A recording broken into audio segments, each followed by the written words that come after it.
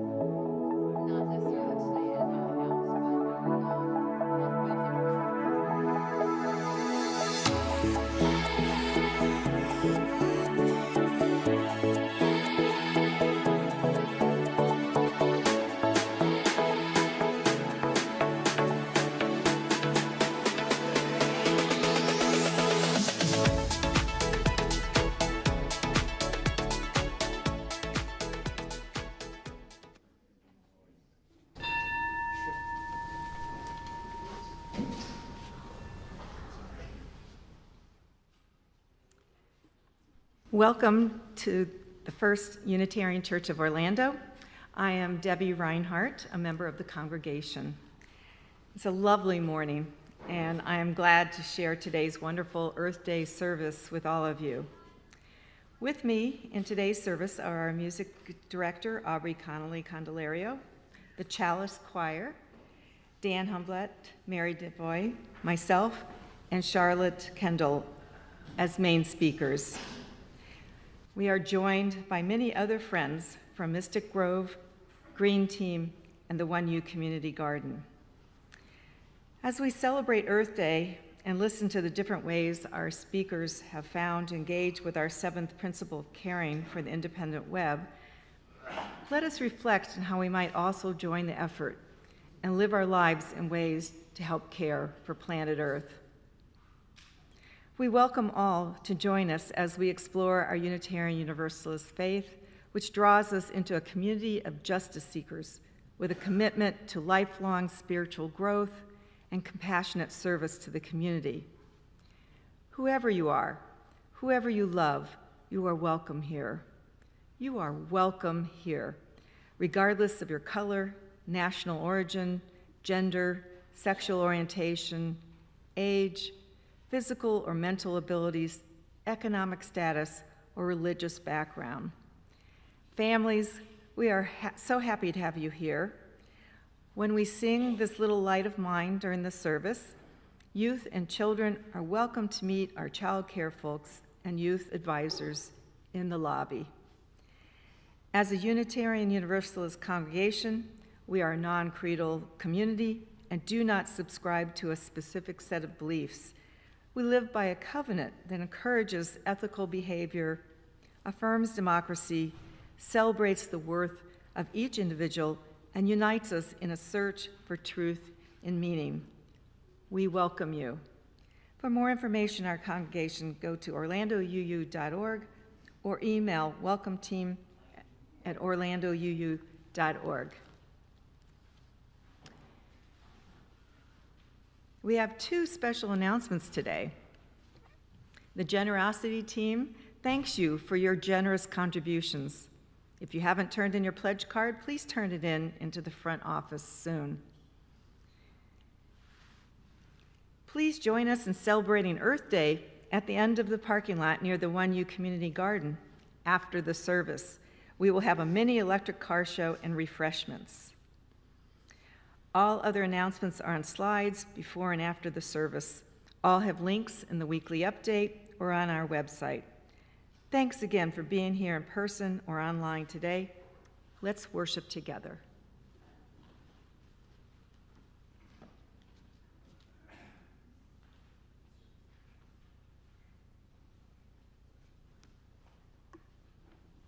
Thank you for having me. My name is Lisa Marie, and the title of my poem is A Place for You. Just as the sky makes room for the arc of the sun, and the mountains hold their breath until the final snowfall is done, there is a place for you. In grassy valleys trampled with sunshine and laughter, in her fields blooming with happily ever afters, in the shifting sands of the Sahara and the cleansing waves of her monsoons, along the curves of cedar smoky skylines, and in the depths of her ocean's royal radiant blues, there is a place for you. Because the winter winds want to waltz with your waving, just as her sighing stars yearn for the softness of your skin. Because the jasmine-scented moonlights long to know the lines of your lips, and her ocean shores reserved a setting for the warmth of your hips. For you, there is a place. From the dust we all come from, and the return to her warm embrace. Because you are of the earth, and the earth is made of you.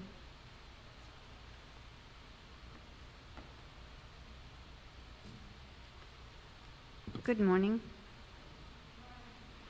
We're going to do the chalice lighting.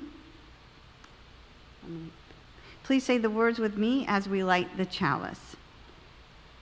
In the light of truth and in the warmth of love, we gather to seek, sustain, and to share.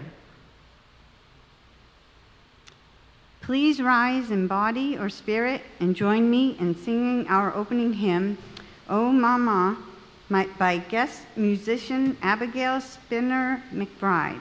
The words will be projected on the screen. I invite you to sway, dance, or clap along.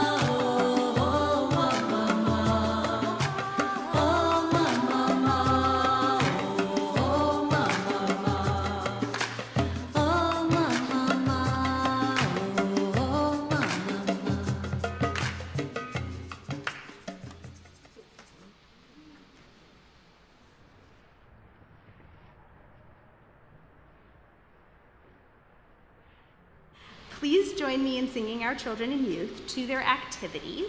Number 118, This Little Light of Mine.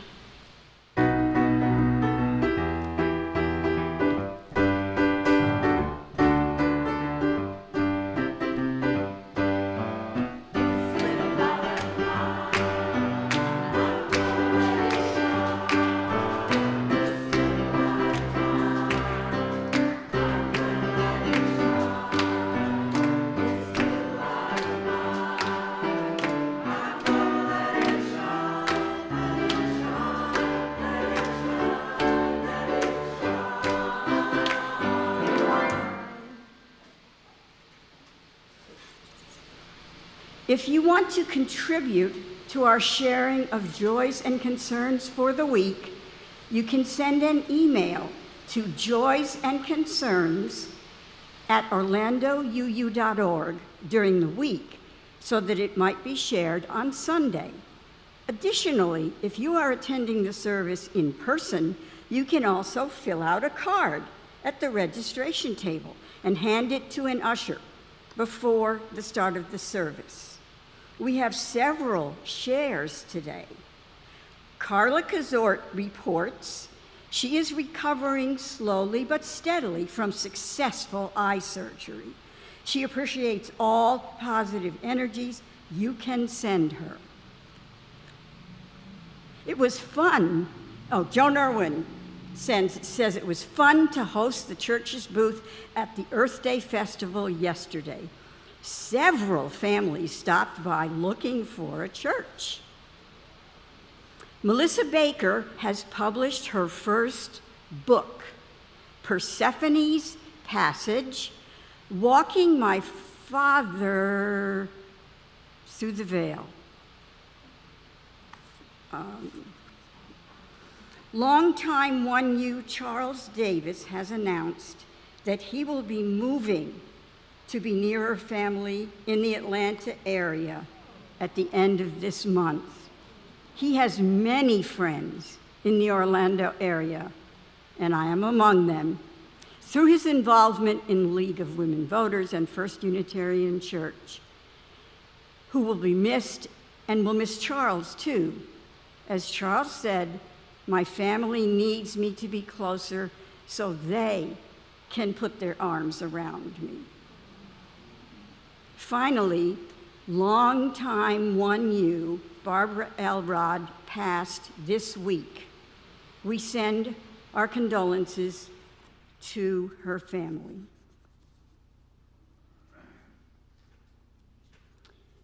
The seasons turn, following each upon the other, as life circles round, bringing joys and sorrows, comings and goings, challenges and successes. Hold these friends and the loved ones in your life as we take a minute to focus our energies on them. For those attending online, I invite you to write the name of a person that you hold in your heart today in the chat box.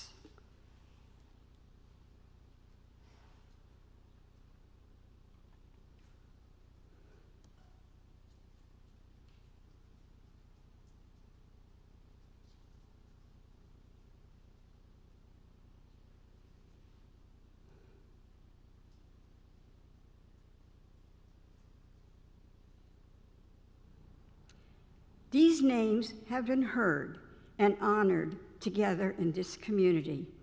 Alongside these, we know are certain joys and sorrows that remain private and unspoken. Those too have a rightful place here. May fellow feeling encourage each of us toward ever more compassionate living. This kindled chalice reminds us that we are kindred souls. We are never alone in the human condition. There is a love that cares for all. May it be so. We invite you into the practice of generosity. Your financial support allows the many ministries of First Unitarian Church of Orlando to grow and thrive. You can make an offering to support the many ministries of this congregation in several ways. Go to orlandouu.org and click the donate button in the upper right corner. Send a text or mail a check. You may support this month's Share the Plate partner, the Adult Literacy League, by finding a link to their organization in our weekly newsletter. Please let us know you donated by dropping a line to Gabby, our program assistant. I invite you to sing along to our offertory song, Garbage Blues, by Dennis Westfall and performed by Allison.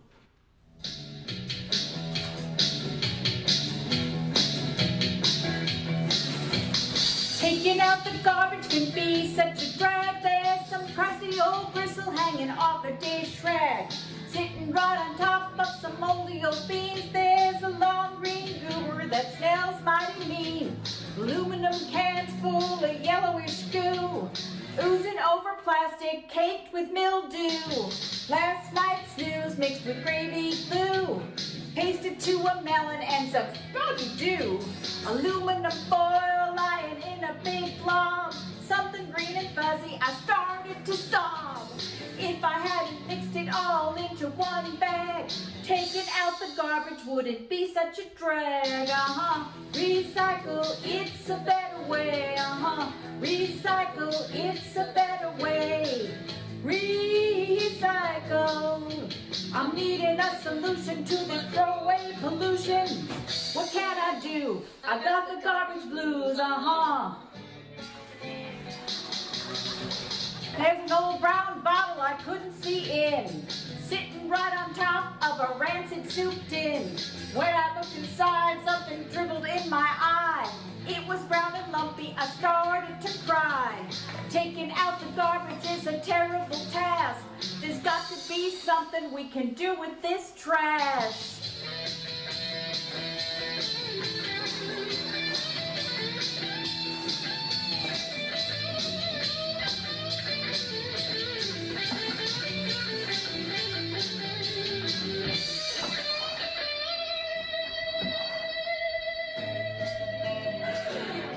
Well, I held my nose and I dumped out the bag, separated what I could from the dish rag, took the long green goobers to the compost heap.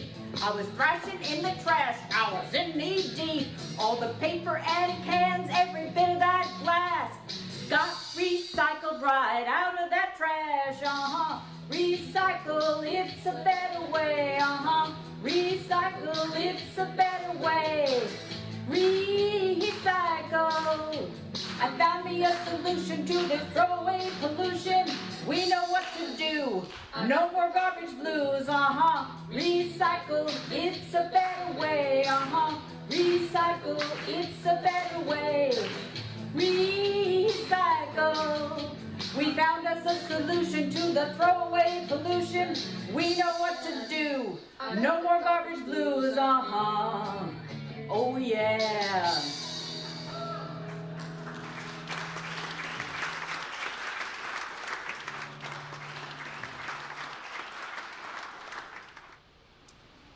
That's a hard act to follow. Good morning, I'm Dan Homlet. I was asked to speak this morning as a member of the 1U Community Garden. As many of you know, my background is in the natural sciences, modified a bit by working with engineers for 25 years, so no offense to that career. Today I want to talk to you about two important elements that many don't think about when it comes to our garden, or yours for that matter, soil and seeds. Most of us think about the plants in the garden, for they provide us with sustenance and beauty. And while those are important and bring us joy, soil is often just considered dirt and dirty, and seeds just a means to an end. So, soil. There are many definitions, but let's go with the basics. Made up of minerals and organic matter, including living organisms, taking many forms from pure beach sand to organic muck in the swamps to slick clays. It forms the foundation for our buildings and the framework in which plants take root. Here on our campus, the soil we experience through most of the site is closer to beach sand than the richer soils that are found throughout much of Central Florida. When our foremothers and forefathers made the decision to buy this property in the early 1900s, this site was an orange grove on the edge of town. Even well into the mid-1980s, we had upwards of 80 citrus trees still on the campus. They were not well cared for and were damaged by major freezes, requiring Saturday work parties to cut down the trees and make way for open spaces of grass. Virtually every step of the way, as the campus landscape was developed, the sandy soils have had to be supplemented with organic matter, so think cow manure or compost. If we don't supplement the soils, there's very little chance that plants and trees will survive, and many haven't over the years. So how does this relate to the garden? The site that was chosen on the west side of the campus was the contractor's laydown area during the first remodeling. So imagine our meager sandy soils made worse by gravel piles, concrete, demolition debris, and compaction from heavy equipment. Envisioning a garden in this space took a lot of imagination on behalf of the original group that wanted to move the old community garden beds to a new spot and make something more permanent. We hired a professional who taught us how to restore the soil and create a soil substrate where plants could flourish. It was and is almost a spiritual practice to be part of this restorative process. It took hard work and patience. Layers of organic material were brought in, we're talking truckloads, covered with cardboard and allowed to rest. Wait, rest? What about a rototiller? Let's move this along, said many of us. We want to plant stuff now. No, said the professional, give it time. Let the sand and organic material mingle, age, let the microbes, the worms, and the bugs do their work. We waited and waited. A spiritual practice takes time, right? With time, we had soil that could support the bounty you will see when you visit the garden today. Now, seeds. Several times over the past few weeks, others have mentioned seeds of one form or another in their different presentations. Last week, Linnea read a story by Carol Matagnacco entitled The Everything Seed, a wonderful story dealing with awakening. I only want to paraphrase several lines from the very beginning. It's about watching a seed grow and how it begins so small, still and quiet, and slowly it seems to wake up and unfold and grows into something larger. Several weeks back, Greg Buckingham shared a quote from Henry David Thoreau in reference to faith. Though I do not believe that a plant will spring up where no seed has been, I have great faith in a seed. Convince me that you have a seed there, and I am prepared to expect wonders. As most of you know, Thoreau spent 40 years in the vicinity of Concord and Walden Pond, and he was a keen observer of natural things. Recordings, thousands of pages in journals, and documenting wildlife and plants as they evolved in space over time. He was a contemporary of Darwin and applied many of his ideas from the origin of species to what was happening in this neighborhood, including debunking many scientists of the day who still believed that many plant species occurred through spontaneous generation. Thoreau's faith in seeds is shared in the book of the same name, and while a bit nerdy, I strongly recommend it, and I will loan it to any of you. Seeds, those little bundles of all that is needed to create a lush amaryllis, a giant oak, that delicious green bean or carrot, or a bundle of bananas. They take on all shapes, sizes, and colors, but each one has an amazing potential if it finds on its way into or onto soil. Next time you're about to plant a garden, take a moment to ponder these seeds that will be buried in the soil, wish them well, and have faith that they'll be given some water and some love and embracement of the natural rich soil around them, they'll become the glorious coreopsis, the bountiful mulberry, or tasty tomato. And I think due to brevity, I will leave one final quote off, but I will try to include it in the e-blast. It's a very wonderful one from Michelle Norris of the Race Card Project, but talking about gardens. Thank you.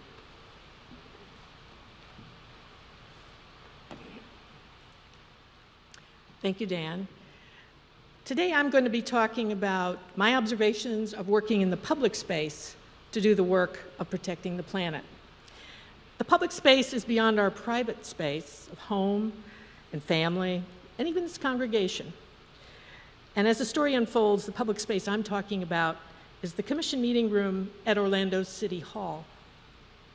In August 2017, which is over 5 years ago, or almost 5 years ago, the City of Orlando's City Commission adopted a resolution to achieve 100% renewable energy citywide by 2050. However, not every commissioner was eager to vote for the resolution that day. Yet, as representatives of many environmental and community groups came to the podium before the vote and made their case on why renewable energy was extremely important to our community and its future. In the end, the mayor and commissioners all voted in favor of the resolution. And as I looked around the commission room that day, I was glad to see several members of our church in their Side with Yellow t-shirts. Always a good sight. Several of them had spoken that day at the podium, but I wondered, where were the voices of other faith groups? I knew UUs were not alone in caring about the environment. We know that's true. But I wondered, could people of faith be brought together to share and to learn and to advocate together to protect the environment of Central Florida? And I knew such groups existed in other parts of the state. And here in Florida, and here in Orlando, we have an example of interfaith collaboration that's gone on many decades in the Central Florida Interfaith Council, which our 1U minister, Reverend John Fuller, helped to launch in the 1950s. So, could we bring together people of diverse faiths to work on the environment right here? It seemed worth a try. But I was going to need some collaborators. You always do. I found my very first collaborator right here at 1U, Michael Cohen, longtime member of 1U, and co-founder with me of Solar Advocates of Central Florida, that evolved into Solar United Neighbors of Florida. So Michael was on board. Now it was time to reach out to the executive director of Central Florida Interfaith Council, Reverend Jim Coffin, who has spoken in our pulpit many times. He helped us to make connections with people of diverse faith organizations who were members of the council. Today we have a planning team, and we have found ourselves a name. We are calling ourselves the Interfaith Environmental Alliance of Central Florida. Our planning team consists of 7 Jewish, Muslim, Sikh, Catholic representatives, plus a non-denominational minister, plus Michael and I. My wish for this new organization will be that some of its members will feel empowered to come back to the commission meeting space and advocate for what needs to be focused on at that point.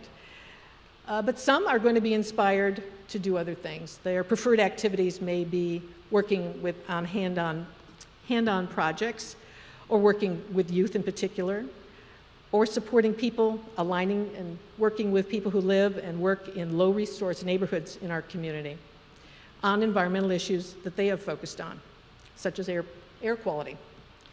In any event, coming together with people of different faith traditions to collaborate on environmental opportunities and challenges will be a journey of discovery for all of us who join in. So we're ready now to give it a try in Central Florida. Please join us if that is something you'd like to participate in. Thank you.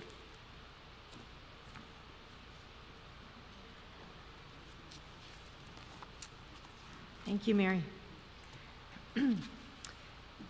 Again, my name is Debbie Reinhardt, and I'm a member of 1U and a longtime environmental engineering consultant and professor.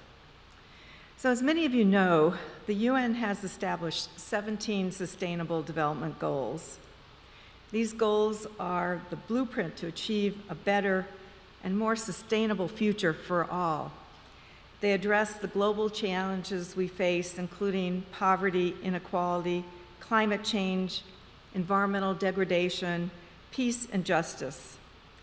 This morning, I want to discuss 3 of them that deal with food, water, and energy.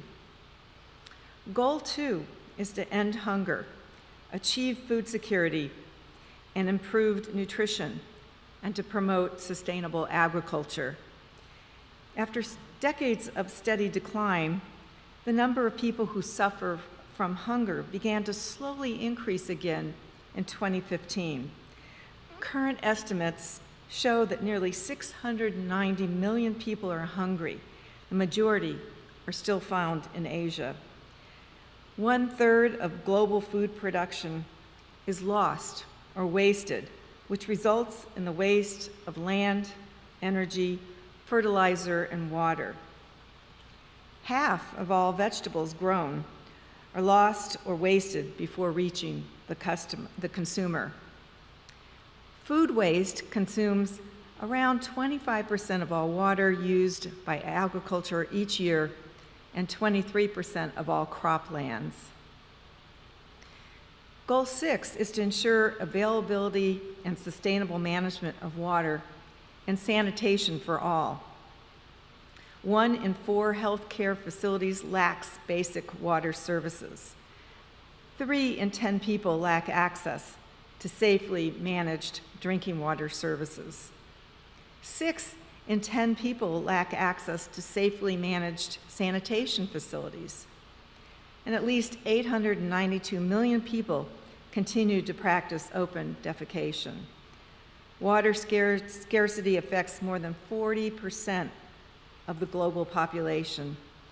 Each day, nearly 1,000 children die due to preventable water and sanitation-related diarrheal diseases. Goal 7 is to ensure access to affordable, reliable, sustainable, and modern energy for all. And we should be encouraged by the fact that energy is becoming more sustainable and widely available. Access to electricity in poorer countries has begun to accelerate, and energy efficiency continues to improve. And renewable energy is making impressive gains in the electricity sector. Nevertheless, 13% of the global population still lacks access to modern electricity. 3 billion people rely on wood, coal, charcoal, or animal waste for cooking and heating. Energy is the dominant contributor to climate change, accounting for around 60% of total global greenhouse gas emissions. And indoor air pollution from using combustible fuels for household energy caused 4.3 million deaths in 2012, with women and girls accounting for 6 out of every 10 of these. The water, energy, and food security nexus, according to the Food and Agricultural Organization of the UN, means that water security, energy security, and food security are very much linked to one another. Actions in one area have substantial impact on one or both of the others. And these connections are foundational to sustainable development. These 3 sectors are necessary for the benefit of human well-being, poverty reduction, and sustainable development. We expect 10 billion people by the end of the century. And because of this, society is increasingly forced to choose between using land and fertilizer for food production or for bio-based renewable energy production. We have to choose between using fresh water for energy production or for irrigating food crops. And we have to choose between using energy for water and waste management or for food processing and transportation. As an environmental engineering faculty member, I did a fair amount of research on the food, energy, water nexus, with specific emphasis on food waste in Florida. In our research, we quantified food waste management impacts on energy that are related to methane emissions from landfills, fuel consumption during food waste collection and treatment, as well as the quantity of water needed to assimilate contamination from food waste. We found that food waste management in Florida consumes about 1% of our annual freshwater withdrawal in Florida, and that energy consumption to manage food waste was substantial. So what can we do to ensure that water, energy, and food needs are met in our community as well as globally? Well, of course, we should practice water conservation and protection of watersheds. We should support foundations that work with lower income countries to ensure safe water, sanitation, and food and energy security. We should increase our focus on minimizing food waste. Expiration dates should be more uniform and informative, and we shouldn't look at them as a throwaway date. We should modify our individual behavior to reduce the amount of food that we waste by making responsible decisions when buying or ordering food. And we should support the Good Samaritan laws that allow leftover food to be distributed without fear of lawsuits. And finally, we need a new approach that integrates the circular economy principles within a sustainable supply chain to ensure that food waste management is cost-effective, creates wealth, and is environmentally friendly and protects public health.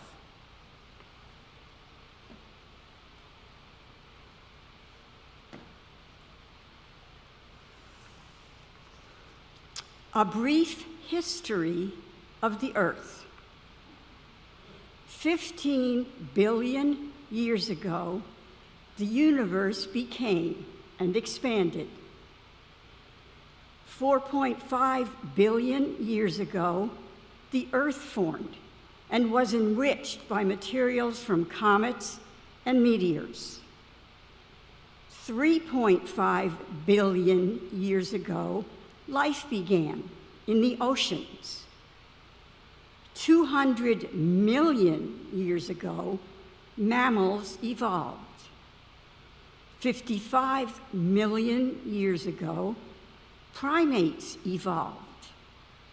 6 million years ago, hominids evolved.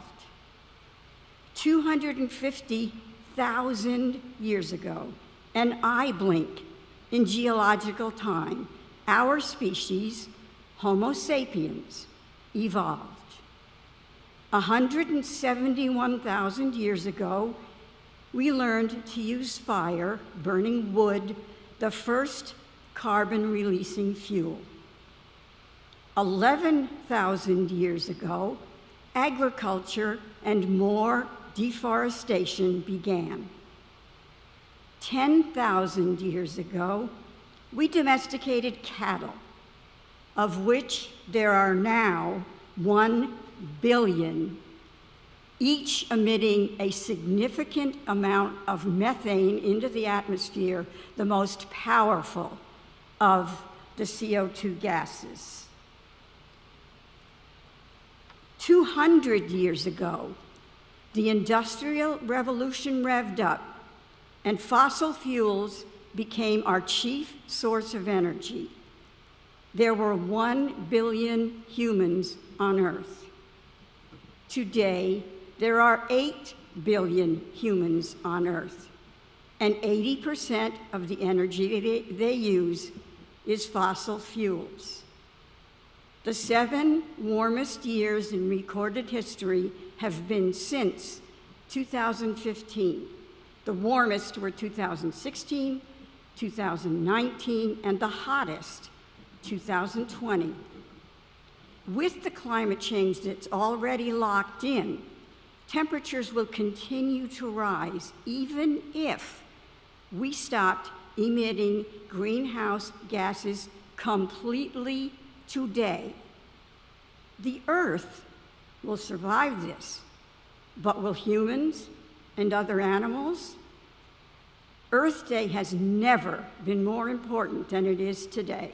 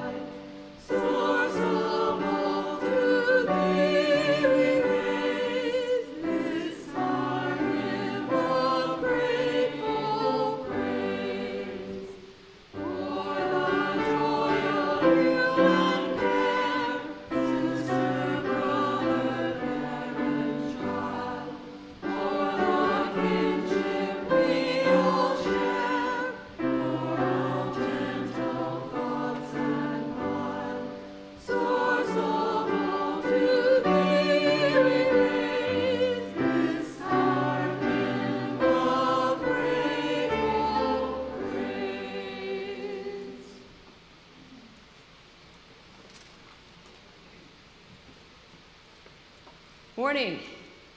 I'm Renee Stutzman with the garden team. Once upon a time, there was a balloon. It was deep rich, the color of the ocean, and there were gold and green parts, forests and mountains and desert. And that balloon floated one day, one Sunday, into a church. And a teenager near the back saw it and tapped it, and that sent it into an arc across the room, and it came down lower, lower, nearly on top of Nancy Kelman's head. And Nancy reached up and tapped it, and that sent it toward the patio to where Bob and Aunt Patton were sitting. And Ann gave it a good thump, and that sent it the opposite direction. Well, now everybody in the congregation was having a fine time. "I love this game," said a child. "It's more than a game, it's a metaphor," said the old gardener, who appeared out of nowhere because, well, this story needs a protagonist, and she was retired and she didn't have a good reason to say no. A metaphor, well, all the English majors in the congregation, and there were many of them, sat up just a little straighter when they heard that because they loved a discussion that included literary devices. Said the old gardener, "It is a metaphor, that balloon, of where we find ourselves right now. The earth is fragile. It needs our help. We must keep it aloft. We cannot let it fall." "What can we do?" asked a newcomer. You could tell he was a newcomer because he was wearing a necktie.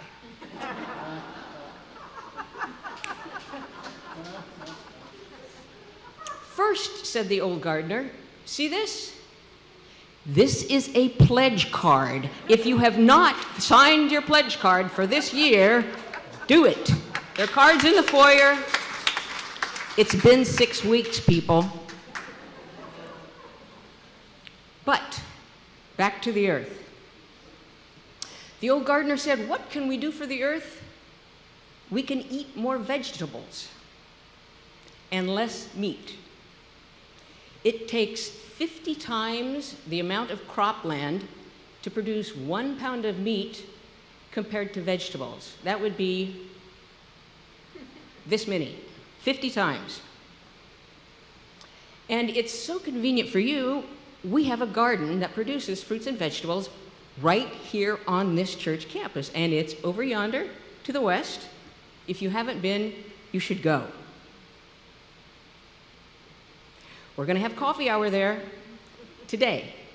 If you go into Gore Hall, you will remain thirsty and unnourished. Coffee hour in the garden this morning. There is also, thanks to the green team, an electric car show. There are 4 models of all electric cars. Take a look. That's another thing you can do to help this planet and help keep it aloft. You can also pick mulberries and cherries and pull radishes and take them home. All the food we produce in the garden is free, and it's intended for you and for our neighbors and for the community at large. Well, by now, the children had stopped listening, and the adults were saying to themselves, "You know, I liked the once upon a time part, but this is sounding like a sales pitch." "Wait," said the old gardener, because she refused to sit down and shut up. "Also this morning, you can help us make a garland of flags celebrating the earth during coffee hour." Uh-oh. Here we go. We have swatches of fabric and markers. You can write down your dreams for the earth, for the future, what we can do to help the earth, and we'll string them together as a garland and weave them through the garden gate. It will be fun. Well, the children and 10% of the adults said to themselves, "That does sound like fun. But everyone else, their minds had drifted over things, primarily lunch, and so it was. The end.